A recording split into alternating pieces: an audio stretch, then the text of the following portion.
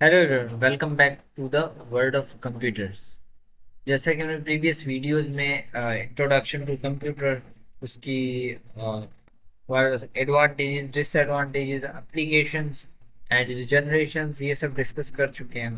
तो आज की वीडियो में हम देखते हैं क्लासिफिकेशन ऑफ कंप्यूटर्स के। कंप्यूटर को क्लासिफाई किया गया है तो किस बेसिस पे किया गया है, किस किस तरह के कंप्यूटर्स हैं, किस टाइप के कंप्यूटर्स अवेलेबल है हमारे पास।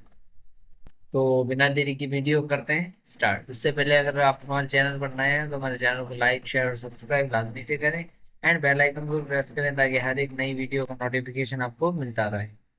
बात करें क्लासिफिकेशन ऑफ कंप्यूटर्स की, तो हमारे पास जो कंप्यूटर की क्लासिफिकेशन है तीन एस्पेक्ट्स पे की गई है, based on the type of data या टेक्नोलॉजी कंप्यूटर में यूज हुई है, उसके साइज के हिसाब से और पर्पस के हिसाब से कि किस पर्पस के लिए यूज किया जाता है। बात करें पहले टाइप ऑफ डेटा या टेक्नोलॉजी पे, तो ये फर्दर क्लासिफाइड है तीन चीज़ों में: analogue computers, digital computers and hybrid computers. On the other hand हमारे पास जो साइज के बेसिस पे क्लासिफिकेशन की गई है उनमें हमारे पास आते हैं super computers, mainframe computers, minicomputers and microcomputers. वहीं पे हमारे पास last but not the least is based on purpose. Based on purpose अगर हम देखें तो हमारे पास एक जनरल पर्पस कंप्यूटर्स होते हैं और एक स्पेशल पर्पस कंप्यूटर्स होते हैं। अब हम हर एक टाइप को बारी बारी डिस्कस करेंगे कि हर एक टाइप में क्या क्या चीज़ें आती हैं, क्या क्या कैरेक्टरिस्टिक हैं इन कंप्यूटर्स के। सो पहले हम बात करते हैं based on type of data या टेक्नोलॉजी। तो हमारे पास जो बेस्ड ऑन डेटा या टेक्नोलॉजी देखें तो पहले आते हैं एनालॉग कंप्यूटर्स। तो ये है हमारे पास एनालॉग कंप्यूटर्स। बात करेंगे कैरेक्टरिस्टिक की, तो इस तरह के कंप्यूटर होते हैं दैट यूजेस इलेक्ट्रिकल, मैकेनिकल और hydraulic phenomena to solve the problems.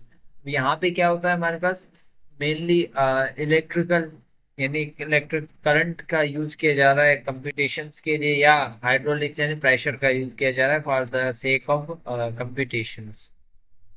Second point कहती है कि it uses one kind of physical quantity to represent another physical quantity of the system. अब जैसा कि मैंने बताया कि कंप्यूटेशंस के लिए यूज किया जा रहा है, कंप्यूटेशन करने के लिए हम एक फिजिकल क्वांटिटी का यूज कर रहे हैं ताकि दूसरे फिजिकल क्वांटिटी कंप्यूटेशन कर सकें। एक फिजिकल क्वांटिटी हमारे पास करंट भी हो सकता है, प्रेशर भी हो सकता है, जैसा कि हमने फर्स्ट पॉइंट में डिस्कस किया। थर्ड हमारे पास पॉइंट कहती है कि they are design to perform mathematical operations on numbers where number are represented into physical quantities. अब हमारे पास नंबर्स पे तो मैथमेटिकल ऑपरेशन हो रहे हैं पर वो फिजिकल क्वांटिटीज में रिप्रेजेंटेड होते हैं। फिजिकल क्वांटिटीज में कैसे? फॉर एग्जाम्पल करंट है तो करंट एक फिजिकल क्वांटिटी है, तो और हमारे पास प्रेशर हो गया या हर कोई कैलकुलेशन है वो फिजिकल क्वांटिटी में डिफाइंड होती है और उसी की कैलकुलेशन की जाती है इन कंप्यूटर्स के थ्रू। अब हमारे पास बात करें इनके यूजेज की, तो इनको मेनली यूज किया जाए scientific and engineering problems. For example कहीं पे अगर हम देखें कि प्रेशर कितना है, हमारे पास करंट कितना फ्लो कर रहा है, तो इस तरह के ह्यूमिडिटी, इस तरह की कैलकुलेशंस मेनली हम करते हैं एनालॉग कंप्यूटर्स से। फिर इसके बाद हमारे पास जो आते हैं वो आते हैं इसके एग्जाम्पल्स। इसके एग्जाम्पल एक हमारे पास एंटी काइथेरा मैकेनिज्म भी है। ये यूज होता है पोजिशन ऑफ हैवीली बॉडीज को बताने के लिए, उनकी पोजीशन बताने के लिए। पोजीशन भी एक हमारे पास फिजिकल क्वांटिटी होगी। वहीं पे हमारे पास जो सेकंड है वो हेथ किट है, EC1 1960 में बना था। ये यूज होता है हमारे पास एजुकेशनल एनालॉग कंप्यूटर के तौर पे, और ये इलेक्ट्रिकल इंजीनियर्स को टीचिंग के पर्पज के लिए यूज किया गया, इलेक्ट्रिकल इंजीनियरिंग के लिए। लास्ट है हमारे पास स्लाइड रूल। स्लाइड रूल में क्या होता है, एनालॉग कंप्यूटर है जो कि मल्टीप्लीकेशन एंड डिवीजन के लिए यूज किया गया। हमारे पास फिर आते हैं डिजिटल कंप्यूटर्स। अब बात करें डिजिटल कंप्यूटर्स की, तो डिजिटल कंप्यूटर्स हमारे पास डिजिटल कंप्यूटर्स हैं तो जीरोज और वन की जुबान समझेंगे। Type of computer which can perform operation on data represented in digital और numbered form. Second, they are more accurate than analog computers. अब एनालॉग कंप्यूटर में हमारे पास फिजिकल क्वांटिटीज की कैलकुलेशन हो रही होती है। अब अगर हम बात करें इन्वायरमेंट की कंडीशंस की, तो हमारे पास कैलकुलेशन में मिस्टेक्स की पॉसिबिलिटी है। वहीं पे अगर हम बात करें डिजिटल कंप्यूटर्स की, तो ये जीरोज और वन की जुबान में या उस तरह से कैलकुलेशन करके देते हैं। तो as compare to the analogue, digital computers हमारे पास ज़्यादा एक्यूरेट हुए, can handle values represent in discrete form 0 and 1। अब बात करें साइज की, तो साइज जो होता है इनका एनालॉग कंप्यूटर के मुकाबले लाइटर और स्मॉलर होता है। हमारे पास डिजिटल कंप्यूटर्स, हम पीसीस लैपटॉप्स यूज कर रहे हैं, वो कह सकते हैं हम उन्हें digital computers. Computers that you see around you in an office, school, homes, and colleges are example of digital computers. अब आते हैं हमारे पास हाइब्रिड कंप्यूटर्स। हाइब्रिड कंप्यूटर्स नाम से ही पता लग रहा है कि एनालॉग और डिजिटल का कॉम्बिनेशन होंगे। A computer having features of both analog and digital computers are called hybrid computers. वहीं पे देख के input and out both analogue and digital data, जैसे कि पिक्चर में दिया हुआ है हमारे पास ईसीजी या हमारे पास जो हार्ट बीट की सारी डेटा बता रहे होते हैं, तो वो एक ही टाइम पे दोनों चीज़ें बता रहे होते हैं, इनपुट और आउटपुट। क्योंकि हमारा कंटिन्यूसली जो हार्ट बीट है या पल्स है वो मॉनिटर की जा रही होती है, मॉनिटर की जा रही होती है, यानी उस मशीन को भी कंटिन्यूसली वो इनपुट मिल रहा है और हमें आउटपुट भी शो कर रही है। A hybrid computer uses digital to analog and analog to digital converters. अब डेटा को कंप्यूटर की जुबान में कन्वर्ट करना और फिर कंप्यूटर से वापस उस जुबान में कन्वर्ट करना जो कि ह्यूमन अंडरस्टैंडेबल हो, वहाँ पे हमारे पास यूज होते हैं एनालॉग डिजिटल कंप्यूटर्स या डिजिटल टू एनालॉग कंप्यूटर्स। तो इन कंप्यूटर्स में वो चीज़ें यूज की जाती है। Hybrid computers are widely used in the field of robotics. हमारे पास रोबोटिक्स की फील्ड में मेनली इन कंप्यूटर्स का यूज किया जाता है। अच्छा, ये तो थे हमारे पास हाइब्रिड कंप्यूटर। अब चलते हैं हम साइज की तरफ।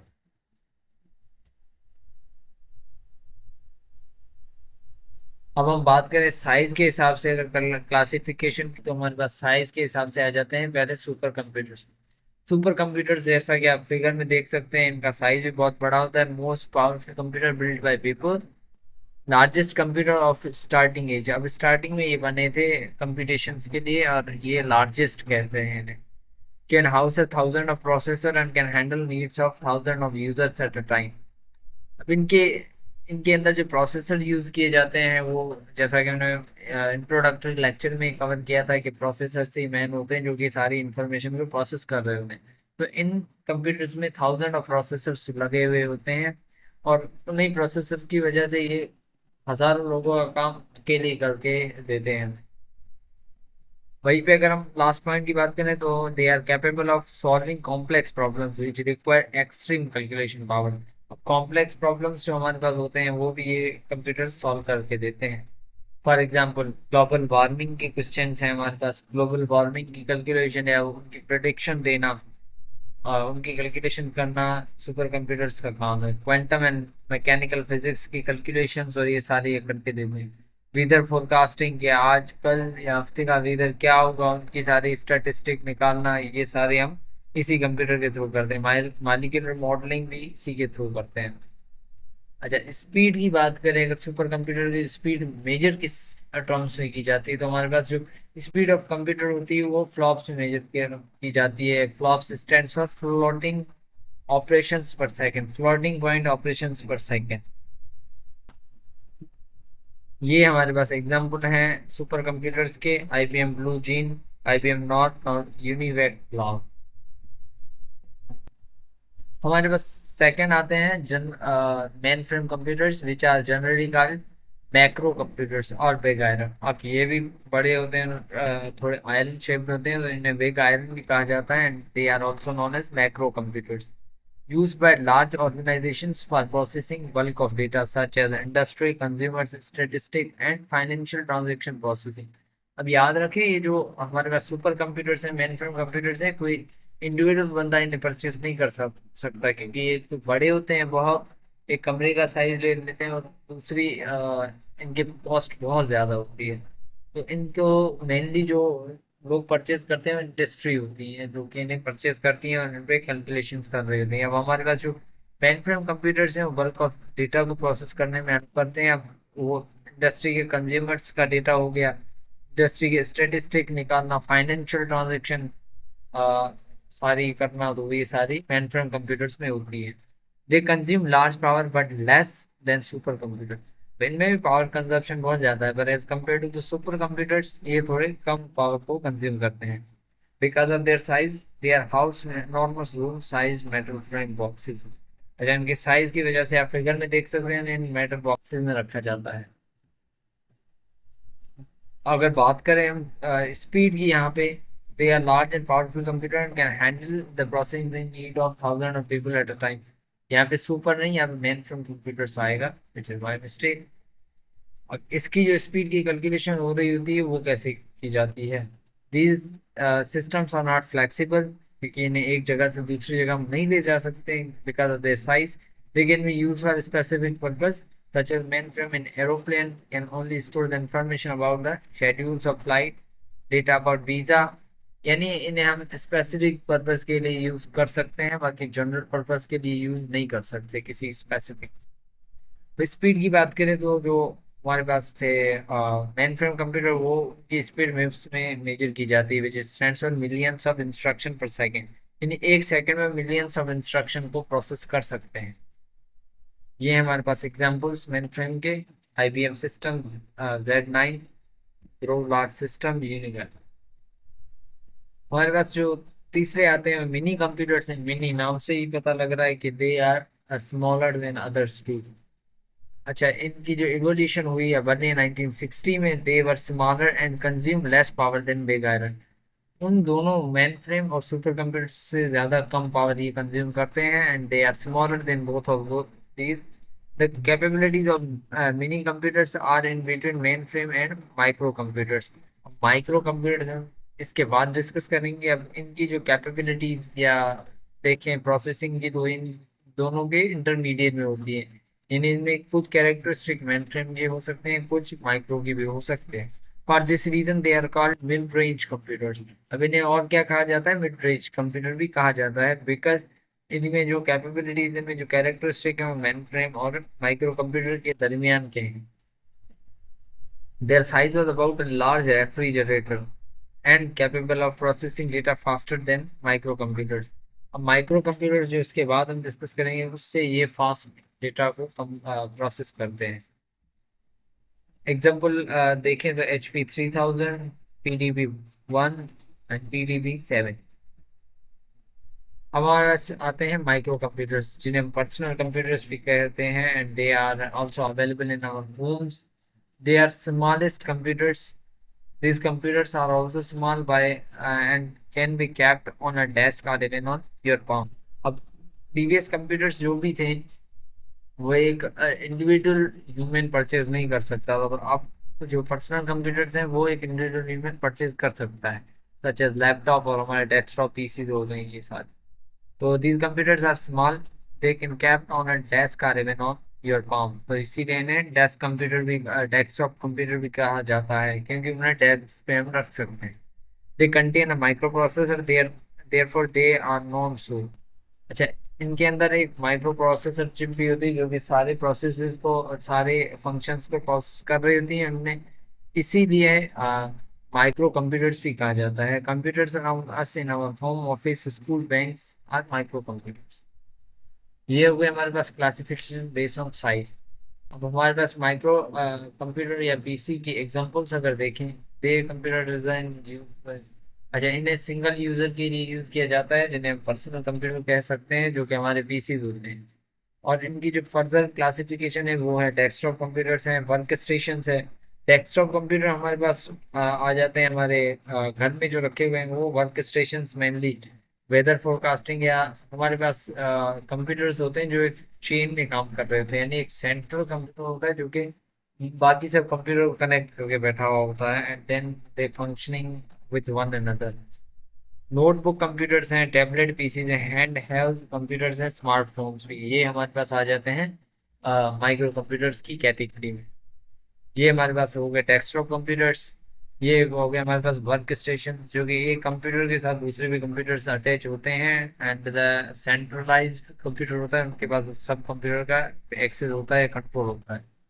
नोटबुक हमारे पास ये हो गए, टैबलेट पीसी ये हो गए, स्मार्टफोन। अब आते हैं हमारे पास based on purpose classification. Purpose के हिसाब से हमारे पास दो आ जाते हैं, जनरल पर्पस और स्पेशल पर्पस। जनरल पर्पस में हमारे पास आ जाते हैं ये जनरल पर्पस नाम से ही है कि एक इसकी कोई स्पेसिफिक एप्लीकेशन नहीं है, जनरली यूज़ किया जाए। मैंने उसे ब्राउजिंग के लिए, उस कंप्यूटर को ब्राउजिंग के लिए भी यूज़ किया जा सकता है, किसी को ईमेल करने के लिए यूज़ किया जा सकता है, डॉक्यूमेंट क्रिएशन के लिए भी यूज़ किया जा सकता है। Can print documents, play music, video games, can edit images such as such things. यानी तकरीबन हर एक काम के लिए जिस कंप्यूटर को यूज़ किया जाए उसे हम रखेंगे जनरल कंप्यूटर की कैटेगरी में। अब थोड़ी आ जाते हैं इसके डिस्क्रिप्शन की तरफ। They are design to perform wide variety of the task, they are not limited. Right, मतलब ये एक से ज़्यादा वैरायटी ऑफ वर्क करने में हमें हेल्प करते हैं, किसी स्पेसिफिक फंक्शन पे लिमिटेड नहीं है। They are more flexible than special purpose computers. बात करें इनकी फ्लेक्सिबिलिटी की वजह, बात करें तो ऊपर वाले इस पॉइंट के हिसाब से ये ज़्यादा फ्लेक्सिबल होते हैं एज कम्पेयर टू द हमारे पास special purpose. The computers that you see at your home are general purpose computers। जो हमारे पास डेस्कटॉप पीसीज हो गए सारे जनरल पर्पस है। अब जनरल पर्पस कंप्यूटर्स को हम इन काम के लिए यूज़ के कर सकते हैं to create documents, print documents, play music, video games and send emails, browse internet, create models of building, vehicles और any other system, edit images, sound and videos, and many more। Means they can do different tasks। अब हमारे पास बात करें अगर हम special purpose computer की, तो आपने गेमिंग कंसोल तो देखा ही होगा। गेमिंग कंसोल को हम सिर्फ गेम खेलने के लिए यूज कर सकते हैं, बाकी किसी काम के लिए नहीं यूज कर सकते। So therefore they are known as special purpose. यानी ये ऐसे कंप्यूटर जिनका काम किसी स्पेसिफिक एप्लीकेशन को टारगेट करना है, तो स्पेसिफिक काम अचीव करना है, तो हमें स्पेशल पर्पज कंप्यूटर्स का यूज कर सकते हैं। फॉर एग्जाम्पल, अब यहाँ पे एग्जाम्पल गेमिंग कंसोल का है, तो गेमिंग कंसोल क्या कर सकता है? Can play games, can not send emails, can create documents, no, can print documents, no, can play music and videos, no, can edit images. तो ये सारे काम नहीं कर सकता। Gaming console can play games only, तो इसीलिए इन्हें कहा जाता है स्पेशल पर्पज कंप्यूटर्स। वहीं पे डिजिटल वॉच को देखें तो डिजिटल वॉच का काम क्या होता है? टाइम को बताना। तो can display change in time, में ईमेल हम नहीं कर सकते हैं, डॉक्यूमेंट्स नहीं क्रिएट कर सकते, बाकी ये कोई भी काम नहीं कर सकते, सिर्फ एक स्पेसिफिक काम कर सकते हैं which is to change and monitor the time. इसके बाद हमारे पास अगर हम सीटी स्कैन का देखें, सीटी स्कैन में हम images can take images inside of human body की इमेजेस ले सकते हैं, बाकी ये काम नहीं कर सकते। So they are known as special purpose computers. Robot हमारे पास हो गया। रोबोट क्या है हमारे पास? Can lift object, can walk. ये दो काम तो ये कर सकता है, पर can send email, no, can create documents, no, can print documents, no, can play music, no. तो ये काम ये नहीं कर सकता। So therefore it is known as special purpose computer. GPS system हो गया। जीपीएस सिस्टम हमें लोकेशन ट्रैक करने में हेल्प करता है, बाकी कोई काम नहीं कर सकता है। For example, can edit sound and videos, no, can play music and videos, no, can print documents, no. तो ये सारे काम नहीं कर सकता। Therefore they are known as special purpose computers. अब बात करें इनकी थोड़ी डिस्क्रिप्शन की। हमने बेसिकली पढ़ तो लिया है सारा। They are design to perform specific task और set of task, they are limit. अब इन्हें किसी स्पेसिफिक टास्क के लिए डिजाइन किया जाता है। दे आर लेस फ्लेक्सिबल, और इसी रीजन की वजह से इन्हें लेस फ्लेक्सिबल कहा जाता है। They are design to be the use for special set of task and can not be use for general purpose. अब इन्हें जो डिजाइन किया गया है, इनसे जो हम टास्क या कोई फंक्शन परफॉर्म करवाना चाहते हैं, तो कोई स्पेसिफिक फंक्शन परफॉर्म कर सकते हैं, पर जनरल पर्पज की तरह नहीं कर सकते। अब एग्जाम्पल में हमारे पास ये रहे गेमिंग कंसोल, ने हमने बहुत ही डीप में भी कवर किया है। होप सो आपको क्लियर तो हो गया होगा। तो ये था हमारे पास आज का लेक्चर। होप सो आपको समझ आया होगा। अगर आपको कोई भी क्वेश्चन है, कमेंट बॉक्स में पूछ सकते हैं। Thank you.